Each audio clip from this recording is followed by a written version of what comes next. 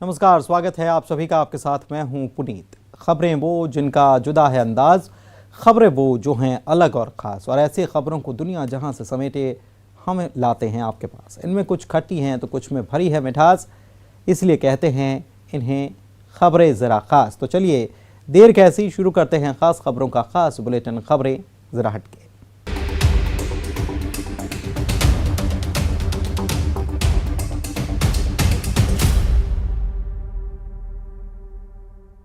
Singapore की company जो चीज़ 1,600 रुपये में बेचती है, सागर के एक डॉक्टर ने जुगाड़ से ये डिवाइस 10 रुपये में तैयार कर दिया। रीढ़ की हड्डी में इंजेक्शन देने के लिए इस मेडिकल डिवाइस का इस्तेमाल किया जाता है, जिसे एपीड्रम डिवाइस के नाम से जानते हैं।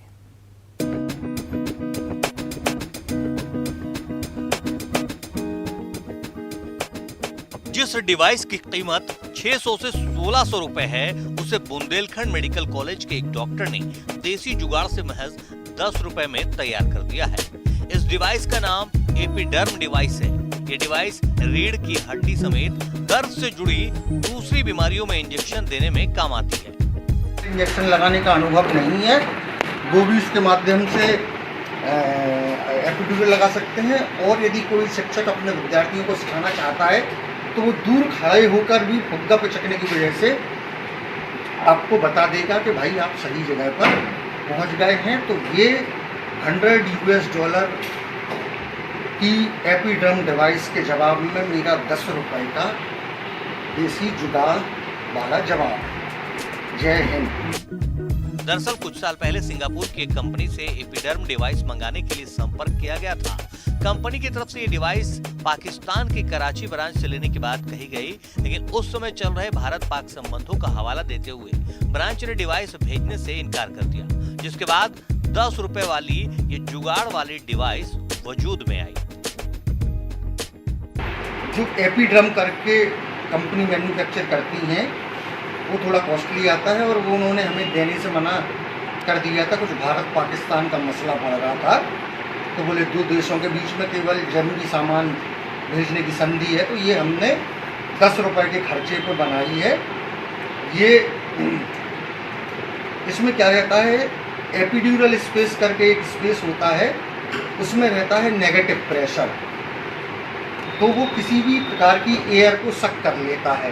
तो ये इंजेक्शन लंबे समय के दर्द के मरीजों को एनेस्थीसिया देने के लिए लगाया जाता है। तो ये जिसमें अपन आगे बढ़ते जाते हैं, और जैसे ही ये रीढ़ की हड्डी का मॉडल है, एक्चुअल शरीर नहीं है, जैसे ही अपन एपिड्यूरल स्पेस में पहुंचेंगे ये फुग्गा पिचक जाएगा, मतलब आप एपिड्यूरल स्पेस में। एपिडर्म डिवाइस भारत में नहीं बनाई जाती, इसलिए इसका फायदा अब मेडिकल कॉलेज में इलाज कराने के लिए आने वाले मरीजों को मिल रहा है। सर्वेश जैन अब इस देसी डिवाइस को बड़े पैमाने पर तैयार करने की योजना बना रहे हैं, ताकि महंगे डिवाइस से मरीजों को राहत मिल सके। हालांकि यहाँ की व्यवस्था से थोड़े नाराज भी हैं। इसमें निडल से बैलून अटैच करके इसको आगे बढ़ाते जाएंगे। जैसे ही सही जगह पर निडल पहुंचेगी, ये बैलून पे चढ़ जाएगा, तो आपको पता चल जाएगा कि सब जगह। ये सिंगापुर में बनती थी, मैंने कभी 4-5 साल पहले मेल किया था। उन्होंने बोला पाकिस्तान वालों से ले लो, पाकिस्तान ने बोला कि कुछ अपनी ट्रीटी वगैरह नहीं है, तो उस वजह से मैंने बना लिया जुगाड़ में। यहाँ हमारे यहाँ शोध को, रिसर्च को प्रोत्साहित नहीं किया जाता है। यदि कोई कर रहा होता है तो इतने अड़ंगे लगाए जाते हैं कि वो रिसर्च करने का इरादा त्याग देता है। ये लगता है कि अपने शांत से जीवन में भूचाल क्यों लाया जाए। दरअसल शरीर में कुछ नेगेटिव प्रेशर रहता है, उस नेगेटिव प्रेशर वाली जगह पर कई बार कुछ दवाएं पहुंचानी रहती हैं। उसको आइडेंटिफाई करने के लिए ये डिवाइस बनाई है। इसमें निडल से वॉल्यूम अटैच करके आगे बढ़ाते जाते हैं। अटैच करके सही जगह पर अगर निडल पहुंचेगी तो ये बलून पिचक जाएगा।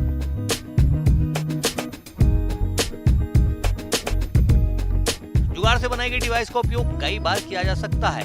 एक बार इस्तेमाल करके इस डिवाइस को साफ करके रखें और करीब 6 घंटे बाद दोबारा इस्तेमाल में ला सकते हैं। जबकि सिंगापुर में बनने वाली एपिडर्म डिवाइस को एक बार ही इस्तेमाल किया जा सकता है। रचित दुबे, न्यूज़ 18, सागर। बांधवगढ़ टाइगर रिजर्व अब हाथियों के लिए भी खास बनने जा रहा है। टाइगर रिजर्व प्रबंधन के एक फैसले से हाथियों को अलग पहचान मिलेगी। रिपोर्ट देखिए और जानिए कि टाइगर रिजर्व प्रबंधन क्या करने जा रहा है, जिससे हाथियों को अलग पहचान मिल सकेगी।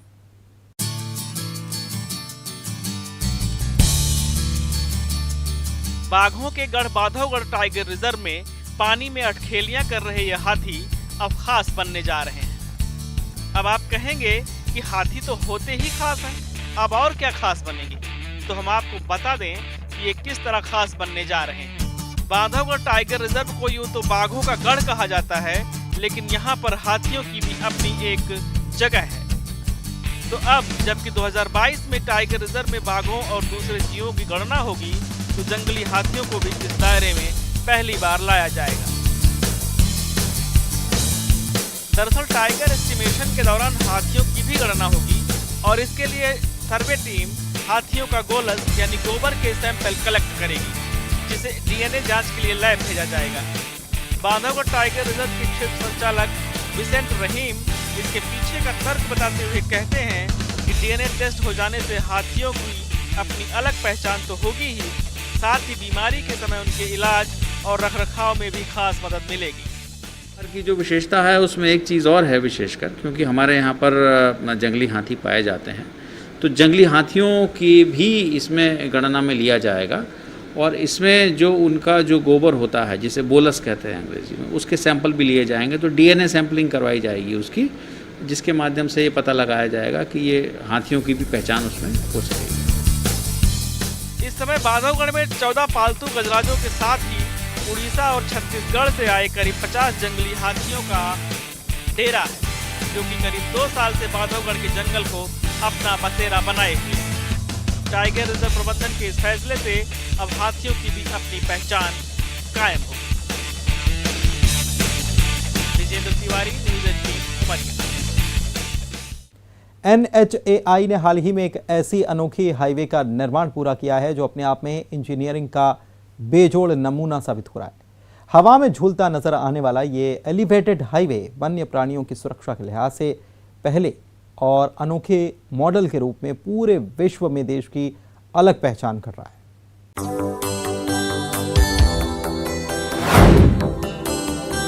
पेंच टाइगर रिजर्व के बफर एरिया की वजह से मोहगांव से खबासा के बीच राष्ट्रीय राजमार्ग के 29 किलोमीटर हिस्से का निर्माण वन्य जीवों की सुरक्षा की वजह से पिछले 10 साल से रुका पड़ा था।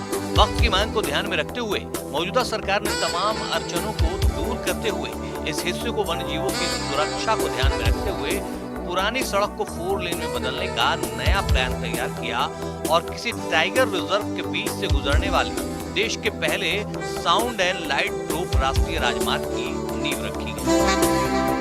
सड़क हमारी खबासा से मोहगांव तक बनी है, जो जंगल के अंदर से गई, उसमें वन्य जीवों का भी ध्यान रखा गया और ऐसा निर्माण मैं कह सकता हूं कि भारतवर्ष में शायद पहली सड़क है हमारी। इस तरह की सड़कें बननी चाहिए और वन्य जीवों का संरक्षण होना चाहिए और वो सिवनी जिले में हमारी ये सड़क बनी है, तो निश्चित रूप से इसका नाम और नेम और फेम दोनों कहें कि विदेशों में भी इसको हमको मिला है। और इसके शिल्पकार जो है हमारे वो आदरणीय गडकरी जी हैं, उनकी सोच बड़ी गहन है, बड़े दूरदर्शी सोच के व्यक्ति हैं। अटल जी के उस सपने को पूरा करने में मोदी जी और गडकरी जी ने बड़ा सहयोग किया। आपको बता दें, वर्षों से इस हाईवे के दरमियान जंगल का प्राकृतिक रास्ता है। ये प्राकृतिक रास्ता पेंच टाइगर रिजर्व और कान्हा टाइगर रिजर्व के कॉरिडोर को जोड़ता है और ये हाईवे इसी कॉरिडोर को क्रॉस करते हुए बीच से होकर गुजरता है। आज भी वन्य जीव आवाजाही के लिए इस कॉरिडोर का इस्तेमाल करते हैं, इसलिए वन विभाग ने वन्य जीवों की सुरक्षा की शर्तों पर कॉरिडोर को क्रॉस करने वाले सड़क निर्माण की अनुमति दी।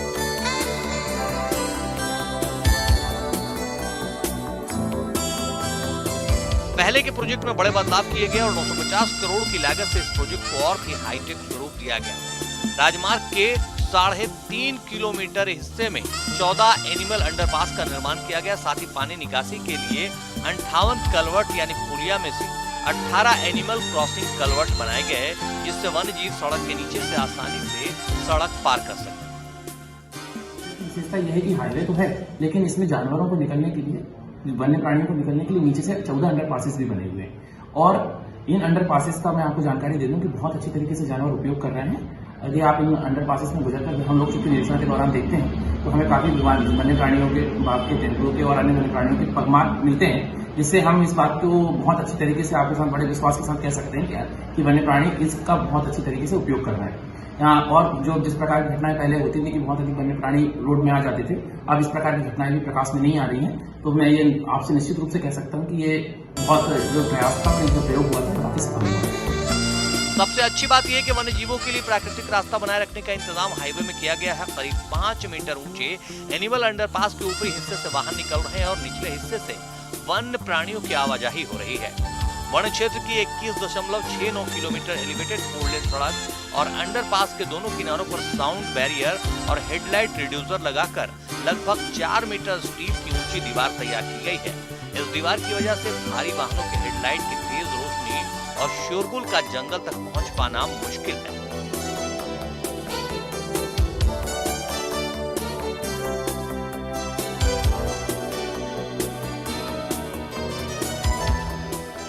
किसी भी तरह की विसंगति से निपटने के संभावित जगहों पर निगरानी के लिए सीसीटीवी कैमरे भी लगाए गए हैं।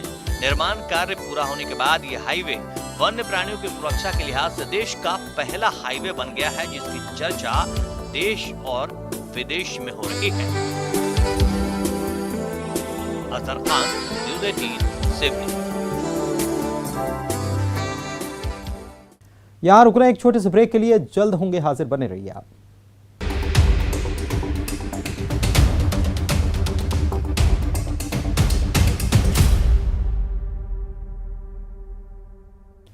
देश और देश के लोगों को जानने समझने के नेक इरादे के साथ अखिल वाजपेयी पैदल ही निकल पड़े हैं अयोध्या से केरल के आलपुझा की यात्रा पर। इससे पहले अखिल नॉर्थ ईस्ट के तमाम राज्यों की यात्रा भी कर चुके हैं।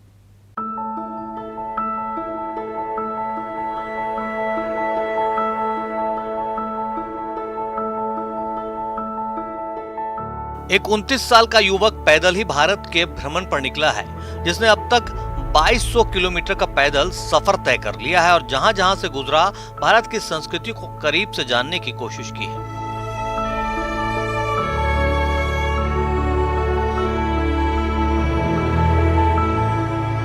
उत्तर प्रदेश के लखनऊ जिले के रहने वाले अखिल वाजपेयी ने साल 2019 के फरवरी महीने से हाथों में तिरंगा लेकर पैदल यात्रा शुरू की है। सिलीगुड़ी से यात्रा की शुरुआत करते हुए सिक्किम, अरुणाचल, गुवाहाटी, मेघालय, चेरापूंजी तक पहुंचे, जिसके बाद कोरोना काल आते ही ये वापस अपने घर आ गए।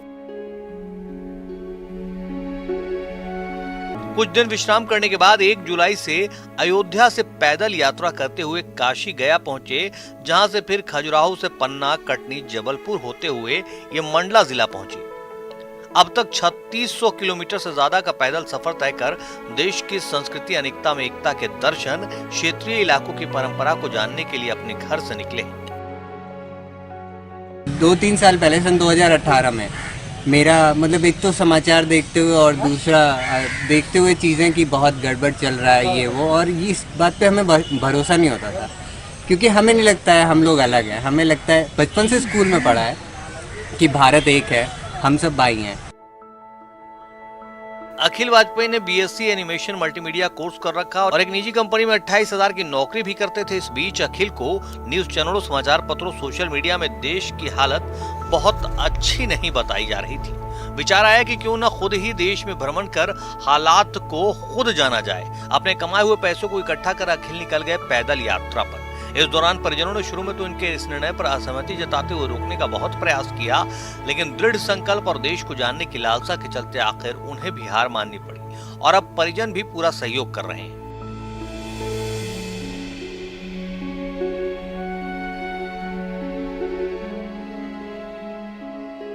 अखिल अपनी यात्रा का अनुभव बताते हुए कहते हैं कि देश में अच्छा ही है। लोग आज भी किसी भूखे को देखकर खुद को दुखी महसूस करते हैं और उसकी मदद के लिए आगे आ जाते हैं।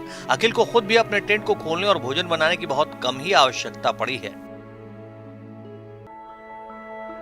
जिन रास्तों से होकर अखिल गुजर रहे थे, स्थानीय लोगों ने जब देखा तो कुछ और ही समझा, लेकिन जब बात की और अखिल ने अपना अनुभव उनसे साझा किया तो निवास के लोग भी अखिल से बहुत ज्यादा प्रभावित हुए। चर्चा करके यह जानकारी लगी कि वो भारतीय संस्कृति को पहचानने के लिए पूरे देश भर में भ्रमण कर रहे हैं। उनके साथ बैठना, उन्होंने अनुभव साझा किए, उनके अनुभव जानना बहुत ही गौरवमयी क्षण रहा है। अखिल अपने आगे की यात्रा के लिए अमरकंटक के रास्ते छत्तीसगढ़ राज्य में प्रवेश करेंगे और वहां से उड़ीसा होते हुए कन्याकुमारी पहुंचेंगे और केरल में अखिल की यात्रा समाप्त होगी, जिसके बाद अगले चरण में फिर कश्मीर की यात्रा शुरू होगी।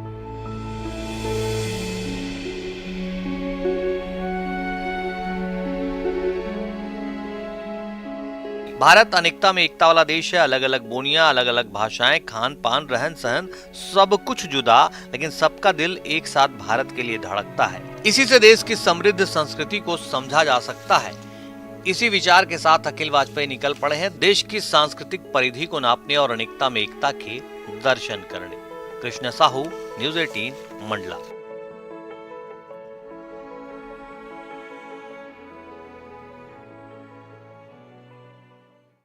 और अब हम आपको एक ऐसी खबर दिखाएंगे जो अहमदाबाद से है। यहाँ पर 11 साल की एक लड़की को एक दिन का कलेक्टर बनाया गया। इस लड़की को किन परिस्थितियों में एक दिन का कलेक्टर बनाया गया, आइए बताते हैं।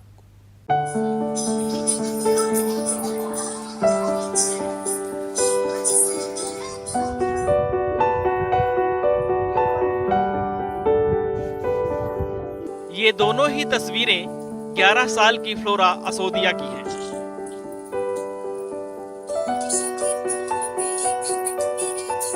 हंसती खेलती डांस करती फ्लोरा। उनकी ऐसी बहुत सी तस्वीरें हैं। इन तस्वीरों को देखकर आप अंदाजा नहीं लगा सकते कि किसी की जिंदगी इस तरह करवट ले सकती है। अब जरा इन तस्वीरों को देखिए, ये भी फ्लोरा की ही तस्वीरें हैं। अब जान लीजिए कि फ्लोरा के साथ ऐसा क्या हुआ। आज मैं लेके जाने वाली हूं आपको मेरे मॉम के किचन में, और इस किचन में पकने वाला है आज पालक पुलाव। फ्लोरा की जिंदगी हंसती खेलती चल रही थी। वह पढ़ने लिखने में भी बहुत तेज थी, लेकिन 7 महीने पहले अचानक उन्हें तेज बुखार हुआ। फ्लोरा को निजी अस्पताल ले जाया गया, जहां पता चला कि उन्हें ब्रेन ट्यूमर है। गांधीनगर के पास सरगसण में रहने वाले उनके परिजनों को जब ये पता चला तो उनके पैरों तले जमीन खिसक गई।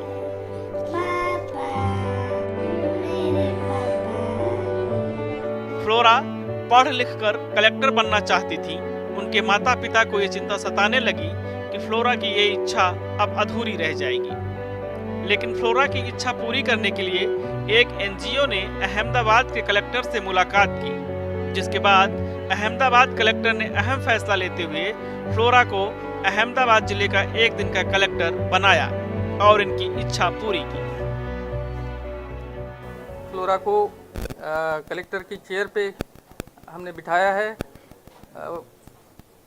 अगले वीक फ्लोरा का 25 तारीख को बर्थडे भी आ रहा है, तो उस बर्थडे का सेलिब्रेशन भी सभी लोगों के साथ में आज हमने सेलिब्रेट किया है। साथ साथ में एज ए कलेक्टर फ्लोरा ने जो बेनिफिशियरीज है उनको भी जो मंजूरी पत्र है या फिर उनके लाभ है वो वितरित फ्लोरा एज ए कलेक्टर उन्होंने वितरित किए हैं। मैं फ्लोरा को जल्दी रिकवर होने की शुभेच्छा व्यक्त करता हूं। साथ साथ में उनके माता पिता जो इतनी मेहनत के साथ फ्लोरा को कलेक्टर बनाने की इच्छा रखते, उनकी भी इच्छा पूरी हो, ऐसी भगवान के पास प्रार्थना करता हूं। फ्लोरा की हंसते खेलते नाचते गाते इन तस्वीरों को देखकर कोई भी सहज ही अंदाजा नहीं लगा सकता कि एक बीमारी किसी की जिंदगी इस तरह तबाह कर देगी। अहमदाबाद कलेक्टर ने उनको एक दिन का कलेक्टर बनाकर फ्लोरा और उनके माता पिता को जो मान दिया है वो काबिल तारीफ है। कलेक्टर का यह काम फ्लोरा और उनके परिजनों को निश्चित ही सुकून देगा। अहमदाबाद से न्यूज़ 18 के लिए विभू पटेल की रिपोर्ट।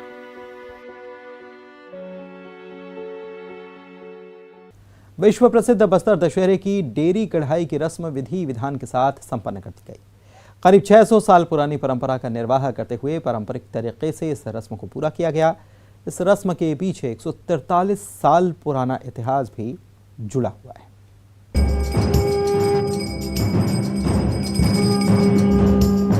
जगदलपुर के सिरहासार भवन में विश्व प्रसिद्ध बस्तर दशहरे की डेरी गड़ाई की रस्म की ये खास तस्वीरें हैं। इस रस्म को पूरा करने के लिए सिरहासार भवन में बने 2 खंभों पर 2 लकड़ियों को विधिवत तरीके से पूजा करके बांधा गया और फिर शुभ फल और बस्तर दशहरा निर्विघ्न रूप से संपन्न हो, इसकी कामना करते हुए महिलाओं ने एक दूसरे के साथ हल्दी खेली। ये जो रस्म है रियासत काल समय से शुरू हुआ था। यहाँ से जो टेरेस के दिन डेढ़ी गढ़ता है, जिसके कारण जो है आज जो दसरा रथ का जो कार्यक्रम है, जो रथ बनाने का कार्यक्रम यहाँ से शुरू हो जाएगा और उसके बाद ही से यहाँ से अपना जो दसरा जो पति पता से लेकर जो नवरात्रि तक जो विदाई तक जो कार्यक्रम है वो संपन्न होगा। यहाँ से पारंपरिक वाद्य यंत्रों की प्रतिध्वनि के बीच इस रस्म को पारंपरिक पूजा विधान से पूरा किया गया।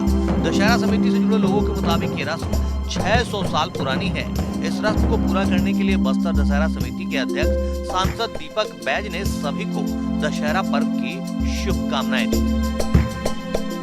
बस्तर का विश्व प्रसिद्ध दशहरा जो लगातार 75 दिनों तक चलती है, जो अगस्त महीने के अंतिम दिनों से शुरुआत होकर पाठ यात्रा से शुरुआत होकर आज डेरी गड़ाई का रस्म संपन्न हुआ है।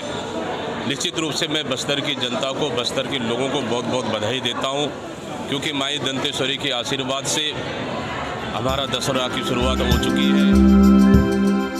जिस तरह बस्तर दशहरे के पीछे 100 साल पुराना इतिहास जुड़ा है, ठीक उसी तरह बस्तर दशहरे की रस्म डेरी गड़ाई भी इतिहास के पन्नों में दर्ज है।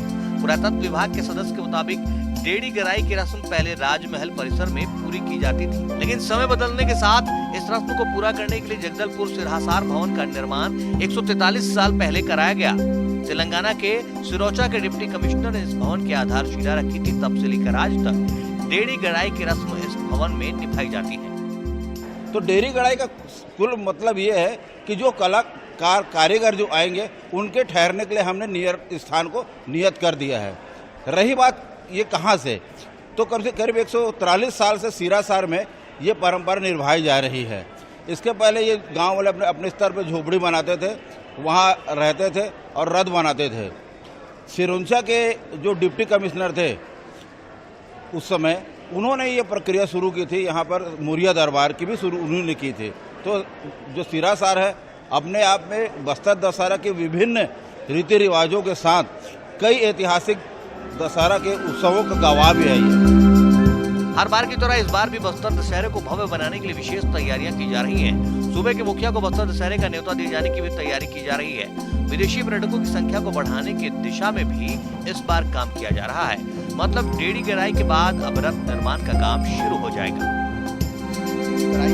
जो 2 बांस की प्रजातियों की लकड़ियां हैं वो बांधी गई और आज से शुभ काम शुरू हुआ है। वो ये कि बस्तर दशहरे में जो 2 मंजिला विशालकाय रथ चलता है लकड़ी का, उसे बनाने के लिए 2 गांव के जो कारीगर हैं करीब 150 की संख्या में, वो आना शुरू होंगे और इसी जगह पर जहां पर डेरी गड़ाई की रस्म संपन्न हुई है यहाँ पर ये कारीगर रुकेंगे और जब तक रथ निर्माण की प्रक्रिया चलेगी तब तक उनका यहाँ पर डेरा होगा। यानी ये कह सकते हैं कि 600 साल पुरानी जो परंपरा बस्तर दशहरे को लेकर के मनाई जा रही है, आज वो उसी डेरी गड़ाई की रस्म के बाद से बस्तर दशहरे में होने वाले रथ संचलन के लिए बनाए जाने वाले 2 मंजिला विशालकाय रथ निर्माण के लिए लकड़ी लाने का काम शुरू होने वाला है। रथ निर्माण के लिए 150 कारीगर आसपास के गांव से बस्तर पहुंचेंगे, जो अगले कुछ दिनों में रथ का निर्माण करेंगे। विनोद कुशवाहा, न्यूज़ 18, जगदलपुर। और इसी के साथ खबरें जरा हटके में आज के लिए बस इतना ही। नमस्कार।